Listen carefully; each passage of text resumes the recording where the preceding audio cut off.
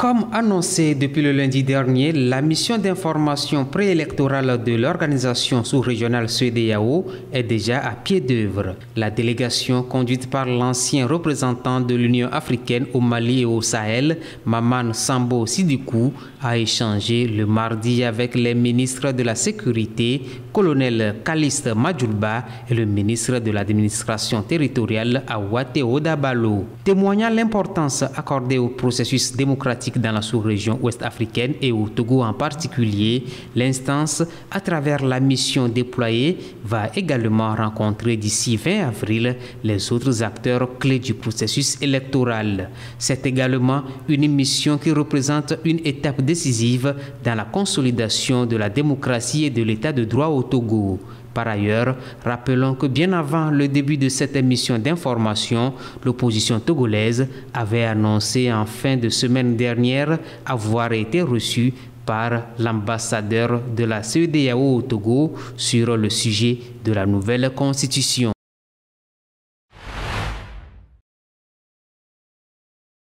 Bonjour à toutes et à tous. Alors déjà pardon, je m'excuse de la qualité de la vidéo. Je sais absolument pas cadrer, j'ai pas l'habitude de me filmer comme ça. En plus il y a du vent, mais on va dire que le cœur y est. Et puis je voulais vous faire cette vidéo pour dire que je suis arrivé hier à Lomé au Togo pour y faire un reportage. Le journaliste français arrivé au Togo dimanche dernier est expulsé par une décision judiciaire mardi.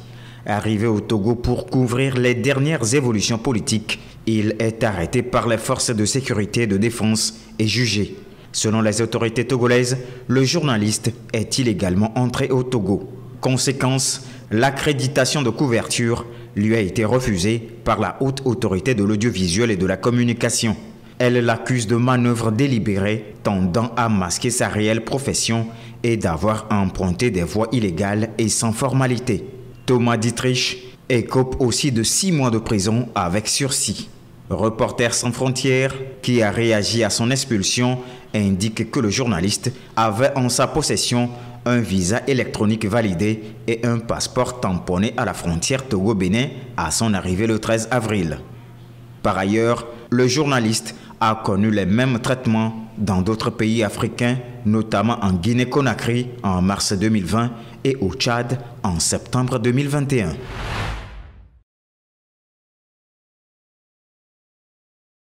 Alors que les campagnes législatives battent leur plein, la Fossel Air joue un rôle crucial dans le maintien de l'ordre et la sécurité lors de ces élections législatives et régionales. Depuis le début de la campagne, les agents de la Fossel Air sont déployés sur le terrain pour veiller au bon déroulement des opérations électorales. Leur mission principale est d'assurer la sécurité des candidats, des électeurs et des infrastructures liées au processus électoral. En effet, la Fossel Air, composée des forces de défense et de sécurité telles que la police nationale, la gendarmerie nationale et la réserve opérationnelle, a pour mission de garantir la sécurité et de maintenir un climat de paix et de sérénité sur l'ensemble du territoire avant, pendant et après les élections législatives et régionales de 2024. Sous la supervision de la Commission électorale nationale indépendante CENI et le commandement opérationnel du ministère de la Sécurité, elle dispose d'une organisation décentralisée prenant en compte le plan de maillage du territoire par les forces de sécurité. Mais leur tâche ne s'arrête pas là. La Fossel Air est également chargée de prévenir et de répondre à d'éventuels actes de violence, d'intimidation ou de fraude électorale. Leur présence dissuasive vise à garantir des élections libres et équitables pour tous. Cependant, pour que la mission de la Fossel Air soit pleinement efficace, la collaboration étroite de la population avec ses agents est essentielle.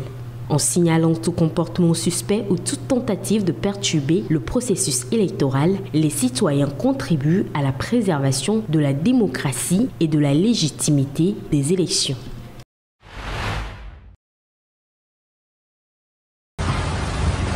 Les autorités de la plus grande ville de Côte d'Ivoire, Abidjan, ont démoli des maisons dans des zones à faible revenu pour des raisons de santé publique.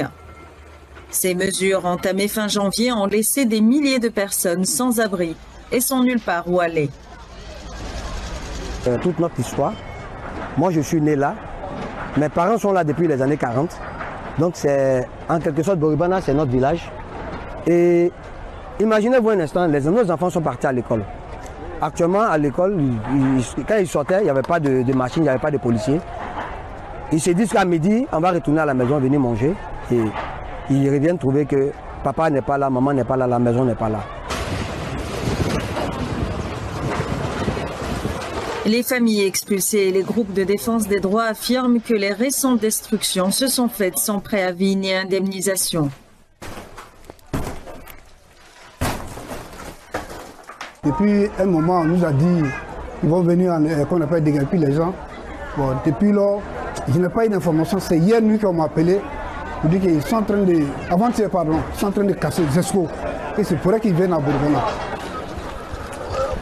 Le gouvernement ivoirien affirme que cela est dû à des problèmes de santé publique car les zones pauvres construites le long d'une lagune subissent des inondations meurtrières pendant la saison des pluies. La vision donc du gouvernement est claire. Il faut assainir ces quartiers. Et vous faites bien d'évoquer ce financement. C'est bien la preuve qu'il y a longtemps que des dispositions sont en train d'être prises pour pouvoir donc arriver à l'assainissement de ces quartiers. Des accords financiers ont été conclus. Les démolitions dans les quartiers populaires ne sont pas nouvelles à Abidjan, où l'urbanisation rapide a entraîné un boom démographique et une pénurie de logements. Près d'un Ivoirien sur 5 réside dans la ville.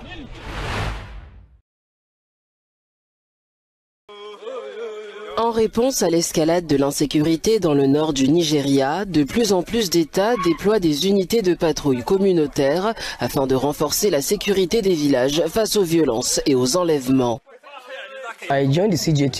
J'ai rejoint la force conjointe civile car les kidnappeurs sévissaient dans ma communauté. Et j'ai moi-même été kidnappé. En tant que victime, ils m'ont emmené dans leur camp et j'y suis resté une semaine. Ce n'était pas une expérience drôle. J'ai été battu et plusieurs fois menacé de mort. Pour Emmanuel, ces groupes de vigilance jouissent d'un avantage sur les forces de sécurité en raison de leur connaissance de leur propre communauté et des territoires où opèrent les gangs. Nous sommes l'unité de sécurité la plus proche des gens, car à chaque fois qu'il y a un problème, nous sommes toujours là. Nous savons rassembler des renseignements, et quelle que soit la personne que vous cherchez, si elle est dans notre communauté, nous allons la débusquer en quelques heures, par la grâce de Dieu. J'espère qu'un jour le gouvernement viendra et nous apportera son soutien, afin que nous puissions vivre paisiblement. Alors que ces unités se distinguent comme une couche supplémentaire de protection pour les communautés, un expert en terrorisme souligne l'importance du contrôle et de la formation pour prévenir le détournement d'armes. Si vous ne contrôlez pas ces personnes qui portent des armes pour protéger leur communauté, je pense que les criminels vont exploiter cette opportunité. Alors le gouvernement devrait donner une formation efficace à ces personnes s'ils veulent leur permettre de porter des armes.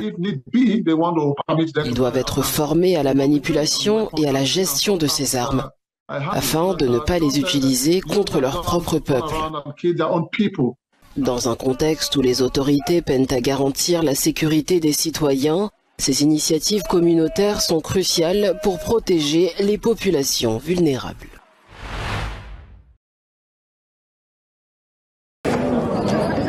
En République démocratique du Congo, la visite d'un haut-commissaire des Nations Unies sur un camp de la ville de Goma dans l'est du pays a permis aux personnes déplacées de faire constater leurs conditions de vie et d'exprimer leur détresse.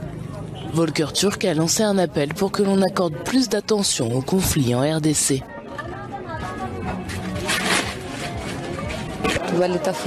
Ils ont tiré des balles qui ont traversé la tente. Regardez les conditions dans lesquelles nous vivons.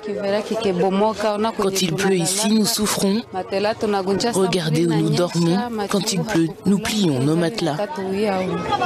Nous allons mourir ici, les gens sont même violés. Il y a donc plusieurs cas d'abus causés par les militaires. Des milliers de Congolais ont été contraints de fuir leur domicile en raison du conflit entre l'armée congolaise congolaise et les rebelles du M23, ce qui a conduit à ce que le Bureau de la coordination des affaires humanitaires des Nations Unies considère comme l'une des pires crises de déplacement au monde. Alors c'est clair qu'on doit prendre cette situation très au sérieux.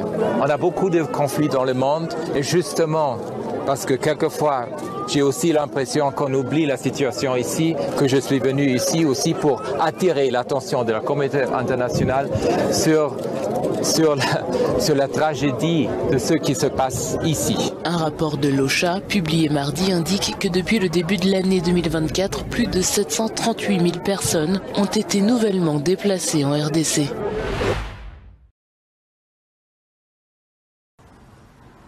Le Kenya a procédé mercredi au rappel d'un lot du béniline pédiatrique en raison des niveaux de toxicité élevés du sirop contre la toux de la société pharmaceutique Johnson & Johnson.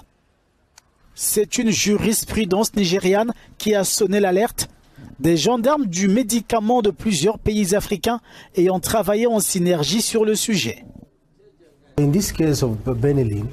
Dans le cas du sirop béniline pédiatrique, l'autorité nigériane du médicament a prélevé des échantillons de ce médicament sur le marché et a constaté qu'il était de mauvaise qualité. Les niveaux d'impurité du diéthylène glycol étaient plus élevés que la normale.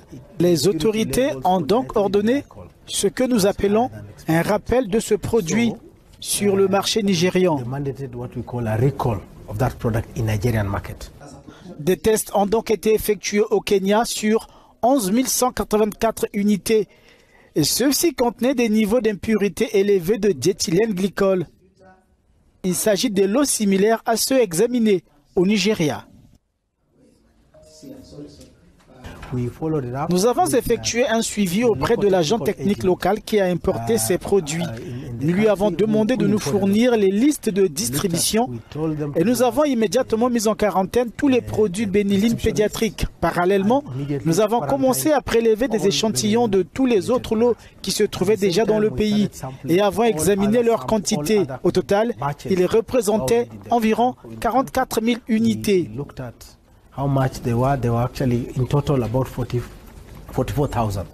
Outre le Kenya, la Tanzanie, l'Eswatini, le Rwanda, l'Afrique du Sud, le Nigeria et le Zimbabwe ont tous rappelé un lot du béniline pédiatrique de Johnson & Johnson.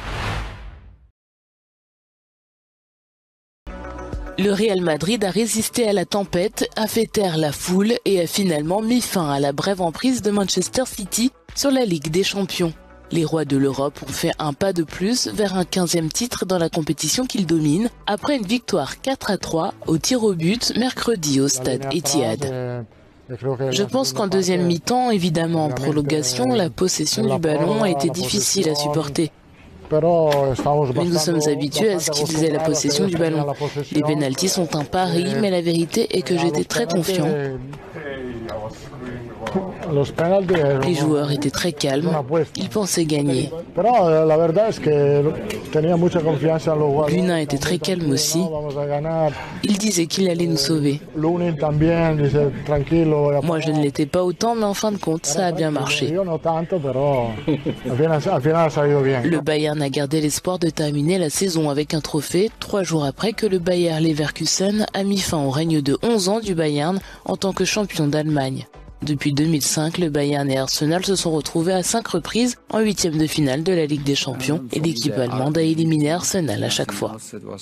Pour moi, Arsenal est une équipe d'élite, rien d'autre. C'était un résultat très serré. Peut-être que ce qui leur manque un peu, ce sont des matchs comme celui-ci. Ils ont peut-être besoin d'un peu plus d'expérience dans ces phases à élimination directe. Le Bayern de Munich affrontera le Real Madrid en demi-finale, tandis que le Paris Saint-Germain sera opposé au Borussia Dortmund. Les demi-finales se dérouleront entre le 30 avril et le 1er mai.